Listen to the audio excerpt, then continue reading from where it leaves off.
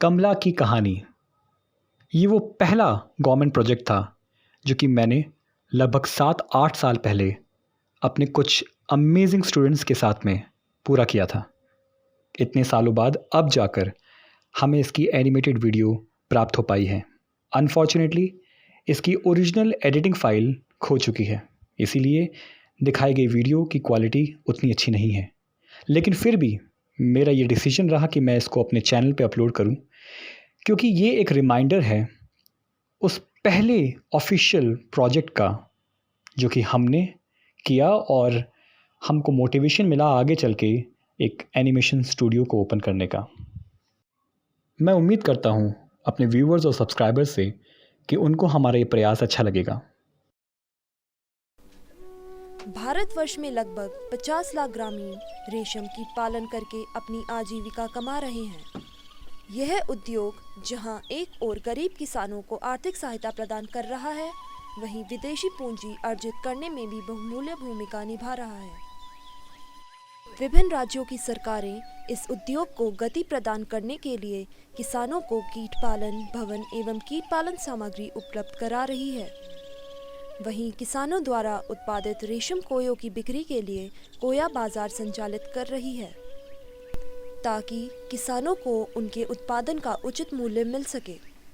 इससे रोचक बात यह है कि कीट पालन कार्य में अधिकांश कार्य महिलाओं द्वारा संचालित किया जाता है। यह कहानी ऐसे ही एक गांव धूलकोट में रहने वाली कमला देवी की है, जिन्होंने अपना पूरा जीवन रेशम निर्माण को समर्पित कर दिया। यह एक सत्य घटना पर आधारित है।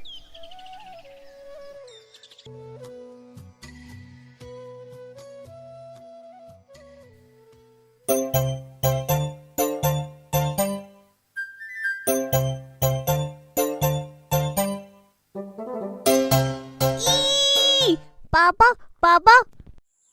अरे क्या हुआ, क्यों चिल्ला रही है? बाबा बाबा, हमारी तोड़ी पत्तियों को वो कीड़े खा रहे हैं। वो पत्तियां उनकी खुराक है बेटा। हम इतने सारे कीड़ों का करेंगे क्या?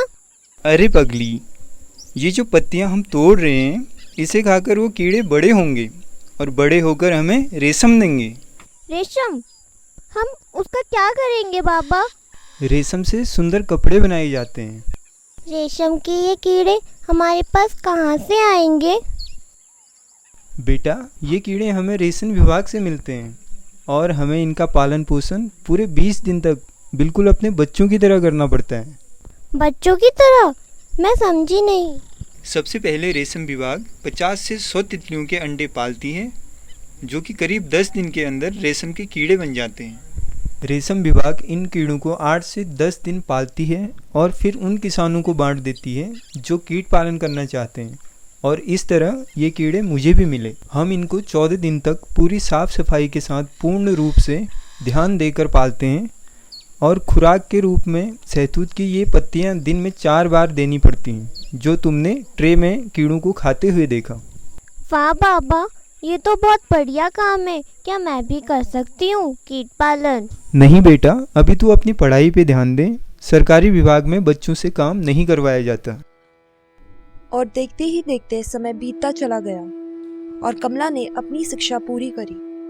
18 वर्ष की आयु में कमला की शादी तय हो गई और वो शादी करके अपने ससुराल आ गई। कमला की तरह ही उसके ससुराल में बहुत आर्थिक तंगी थी, और जैसे जैसे उसका परिवार बढ़ता गया, पैसों की कमी सामने आने लगी। इस आर्थिक तंगी से निकलने के लिए कमला के पास एक समाधान था, रेशम विभाग में काम करना, वैसे ही जैसे उसके बाबा किया करते थे। लेकिन अब स्थिति दूसरी थी। कमला को उसके ससुराल वालों को मनाना था। उसने अपने पति से इस बारे में बात करने का फैसला किया। जी सुनिए। हाँ बोलो कमला, क्या बात है? मैं कई दिनों से देख रहा हूँ कि तुम कुछ उदास हो। जी वो दरअसल। हाँ कमला बोलो, शायद मैं तुम्हारी कुछ मदद कर सकूं। बच्चे अब बड़े होते जा रहे हैं और हमें उन्हें स्कूल भेजना चाहिए। बोल तो तुम सही रही हो कमला, लेकिन तुम्हें पता है हमारी आर्थिक स्थिति कैसी है? अभी तो हमारे पास पक्का मकान भी नहीं है और पिछले साल का कर्ज भी अभी बाकी है, और फसल भी इस साल अच्छी नहीं हुई। अब तुम ही बताओ हम क्या कर सकते हैं। जी मैं सोच रही थी कि कीट पालन का काम शुरू करूं। वो क्या होता है? कीट पालन एक उद्योग है जिसके जरिए रेशम बनाया जाता है। रेशम कीट पालन हम निर्धन किसानों की आजीविका का माध्यम है। ठीक है कमला, अगर ऐसा करने से हमारे परिवार की आर्थिक स्थिति ठीक हो सकती है तो मुझे तुम्हारे कीट पालन का कार्य करने से कोई ऐतराज़ नहीं है, बल्कि मैं खुद यह काम सीखना चाहूँगा।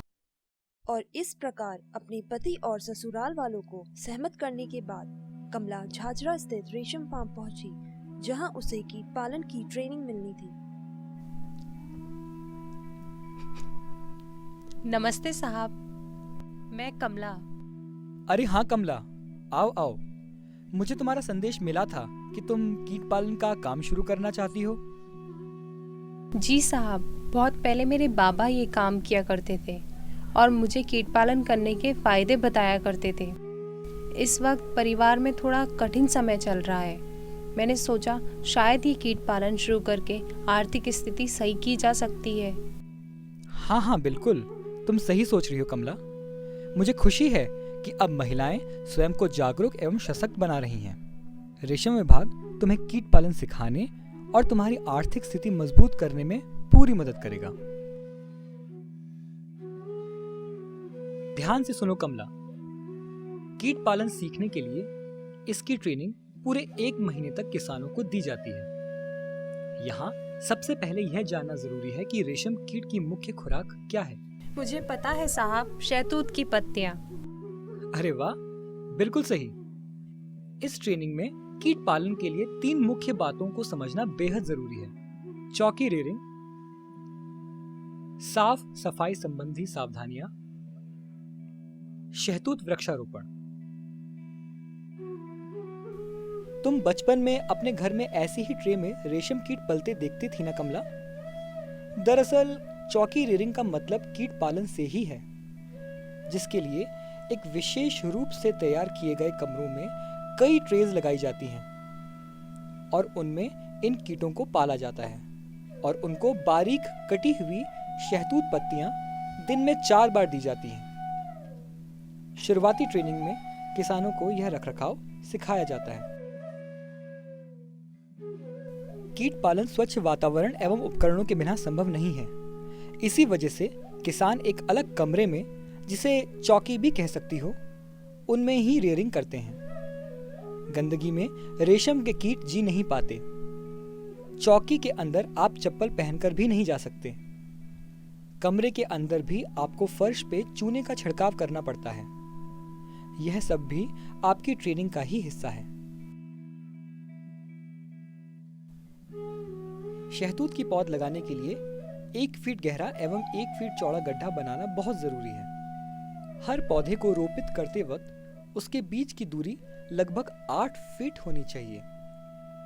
हर गड्ढे में गोबर की खाद एवं मिट्टी के साथ दीमक रोधक दवा का इस्तेमाल करना पड़ेगा ताकि पौधा सुरक्षित रहे। लगभग 3 महीने तक उन पौधों को बिना छुए पानी देना पड़ेगा, जिससे उनकी अच्छी वृद्धि हो सके। उसके बाद की ट्रेनिंग इन पौधों को पेड़ों में बदलने की है। समझ गई ना? जी समझी। देखते ही देखते अपनी कड़ी मेहनत और रेशम कार्य के प्रति अपने लगाव के चलते कमला ने उस साल अपने संपूर्ण जिले में सबसे ज्यादा रेशम तैयार किया, जो कि अपने आप में एक नया रिकॉर्ड था, जिसके परिणाम स्वरूप कमला ने बेहद अच्छी कमाई की। कमला के परिवार की आर्थिक स्थिति अब पूरी तरह से बदल चुकी थी। नया घर, बेहतर आमदनी, रेशम की पालन के रूप में एक स्थायी व्यवसाय, कुल मिलाकर रेशम उद्योग ने कमला की पूरी जिंदगी बदल दी थी।